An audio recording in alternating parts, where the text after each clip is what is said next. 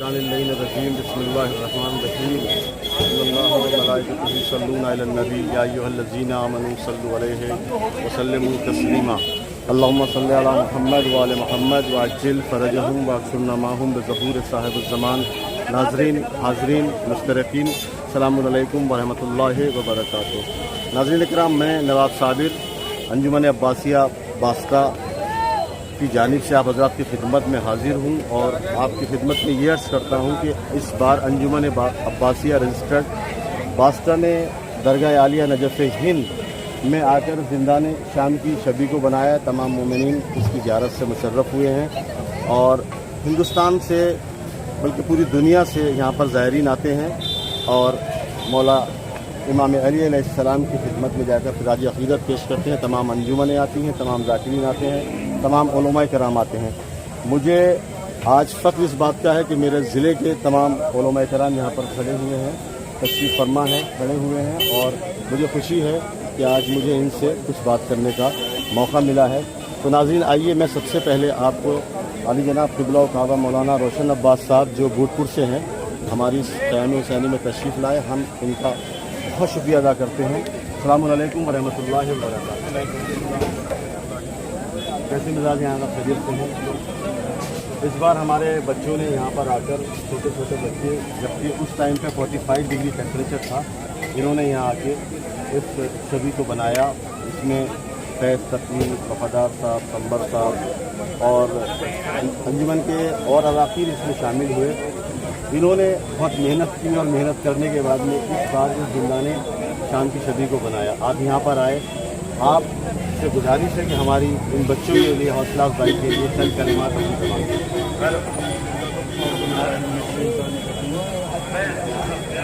یہ لفظ زندان شام جب بھی لہو بجاری ہو، ہم نکل کے آتا ہے تو ایک مکمل تاریخ لیے ہوئی ہے۔ یہ سبھی بنانا ظاہر ہے کہ اور ہمارا فریضہ بھی بنتا ہے کہ ہم واقعی کربلا چونکہ مسجد میں ہو چکی تھی اور نماز باقی جماعت سے ہونا چاہیے تھا۔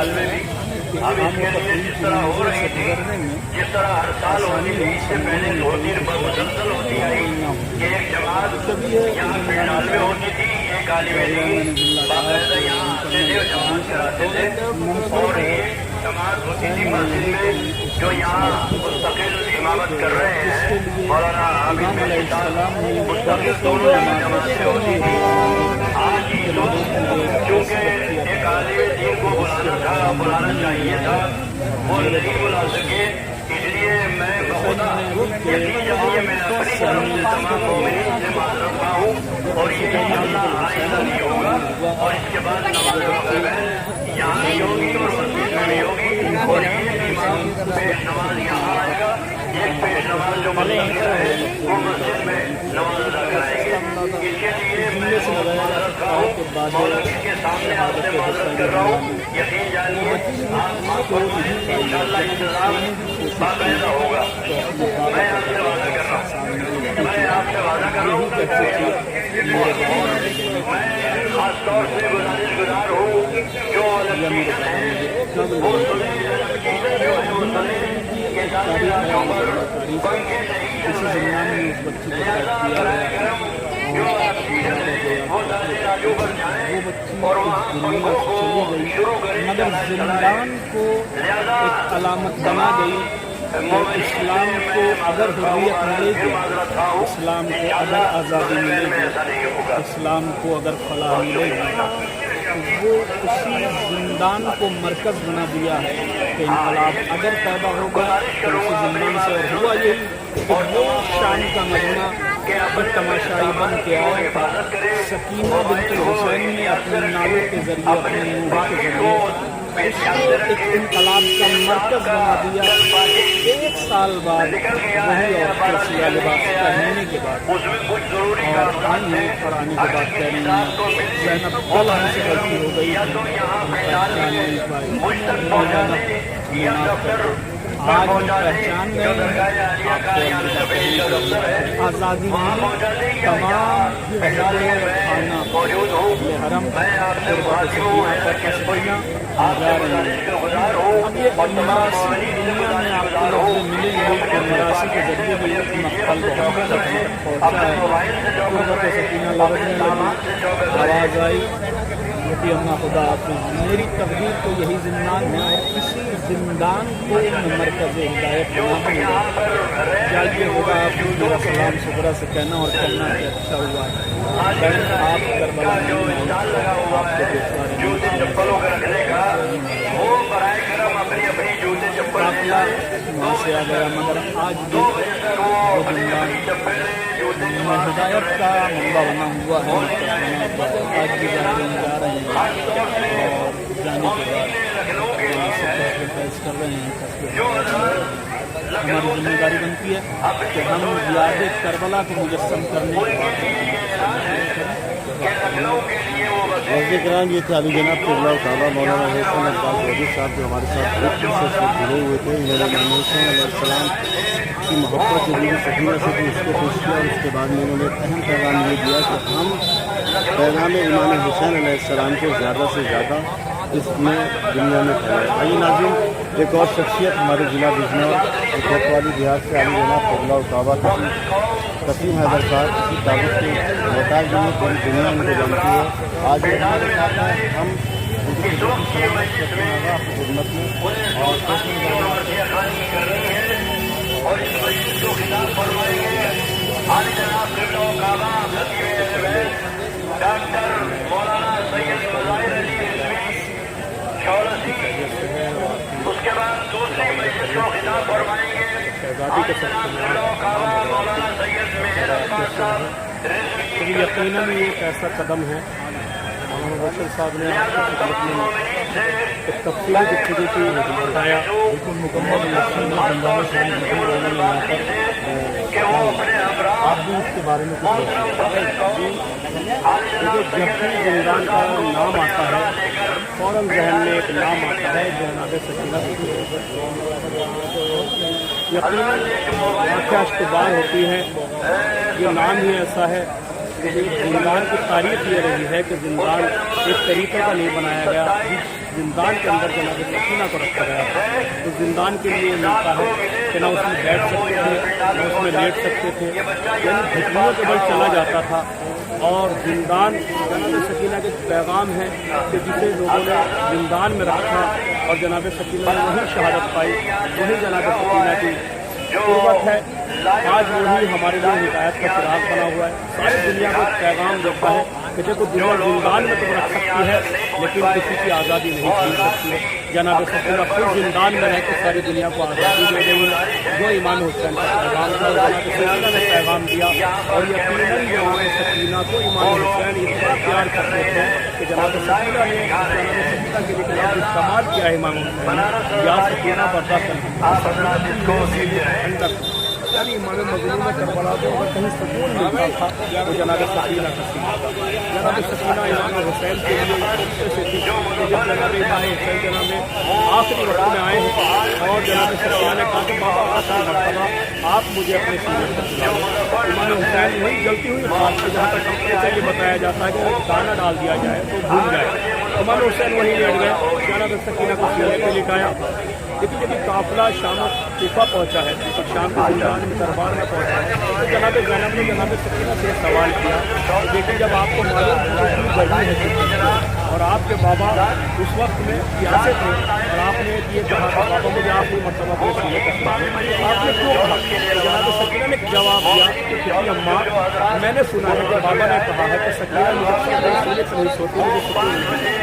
यार मेरे बाबा सुबह से लाशें पर लाशें उठा रहे थे, यहाँ बाबा के सुकून के लिए जब बाबा के सीने पर सोई थी तब बाबा को कुछ सुकून मिला। मैं यकीनन इस अंजुमन अब्बासिया को इस काम के लिए, इस अमल के लिए जो कहीं जिसका जो शहजादी देंगी जनाब सकीना देंगी, उन्हें खुदा तरक्की दे, उन्हें सलामत रखे। लेकिन उन्होंने बहुत अच्छा एक खाता पेश किया ताकि लोगों को पता चले जो नहीं गए हैं ज़िंदान वो देखें कि जनाब सकीना ने किस तरीके से परेशानियाँ बर्दाश्त की हैं, जो काविश आपने यहाँ ज़ाहिर की है। और यकीनन मैं इससे बहुत ही खुश تھی کہ آپ نے وہ چیز ساتھ میں رکھی ہے تاکہ جو غیر بھی دیکھے تو اسے پتہ چلے کہ آخر کس کا ہم منا رہے ہیں، جس کے لیے زندان شام بنایا ہے، جس کے لیے زندان بنایا ہے، تو اس بچی نے کتنے مصائب ہوئے کہ جس نے آخری مرتبہ اپنے بھائی سے کہا کہ بھائی یقین ماننا اگر میں اپنی پریشانی ظاہر کر دوں تو کلیجے پھٹ جائے، لہٰذا یقیناً یہ ہمارے لیے بڑی خوشی کی بات ہے کہ آپ نے ایسا کام کیا۔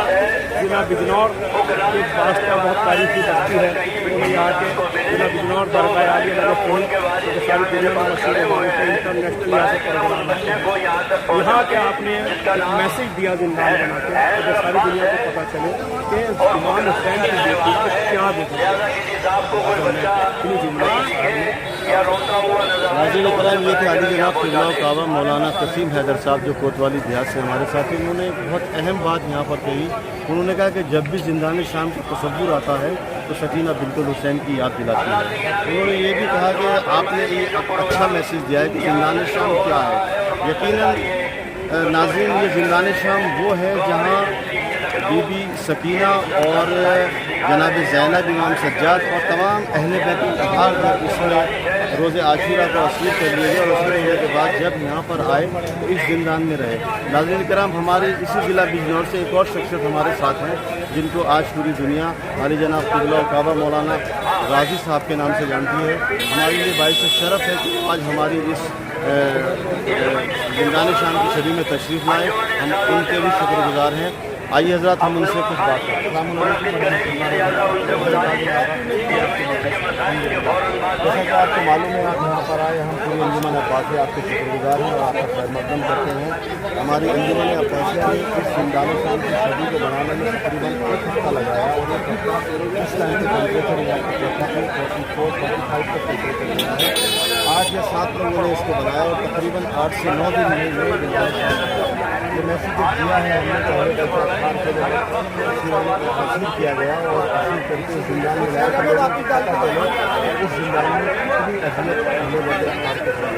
تو میں آپ سے گزارش کروں گا چند کلمات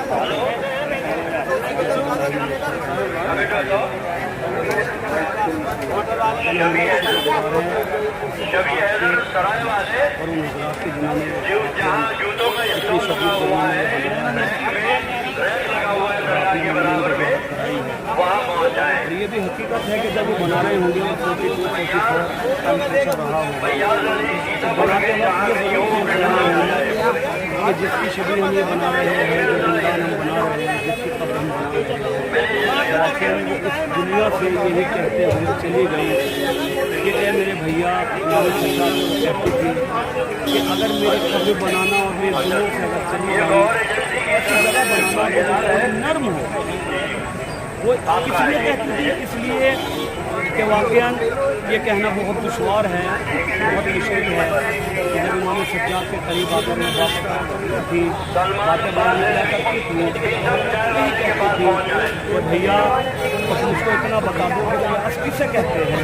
امام سجاد تڑپ کر یہی کہتے تھے کہ بہن پیاس کا پہلا مرحلہ یہ ہے کہ جب پیاس پہلی مرتبہ اثر کرتی ہے تو سب سے پہلے ہوٹوں پر اثر کرتی ہے، وہ تڑپ کر کہتی تھی بھیا اس کے بعد کیا ہوتا ہے؟ کہا بہن پیاس زبان پہ اثر کرتی ہے، کہا بھیا زبان کے بعد کہاں اثر ہوتا ہے؟